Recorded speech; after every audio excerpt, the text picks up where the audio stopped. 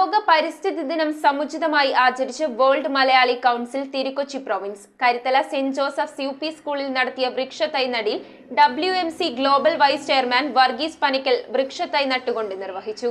ലോക പരിസ്ഥിതി ദിനത്തോടനുബന്ധിച്ചാണ് വേൾഡ് മലയാളി കൗൺസിൽ തിരുക്കൊച്ചി പ്രൊവിൻസിന്റെ നേതൃത്വത്തിൽ Karuthala Saint Joseph's U P സ്കൂളിൽ വൃക്ഷത്തൈ നടീലും വിതരണവും നടത്തിയത്. WMC global chairman Johny Kuruvila മുഖ്യാതിഥിയായ ചടങ്ങിൽ WMC global vice chairman Varghese Panickal വൃക്ഷത്തൈ നട്ടുകൊണ്ട് ഉദ്ഘാടനം നിർവഹിച്ചു. പരിസ്ഥിതി ദിനത്തിന്റെ പ്രാധാന്യത്തെക്കുറിച്ചും പരിസ്ഥിതി സംരക്ഷിക്കേണ്ടതിന്റെ ആവശ്യകതയെ സംബന്ധിച്ചും വരും തലമുറ നിതാന്ത ജാഗ്രത പുലർത്തണമെന്ന് ഉദ്ഘാടകൻ പറഞ്ഞു. വേൾഡ് മലയാളി കൗൺസിൽ അലൈൻ പ്രൊവിൻഷ്യൽ പ്രസിഡന്റ് ജാനറ്റ് വർഗീസ് കുട്ടികൾക്ക് തൈകൾ വിതരണം ചെയ്തു.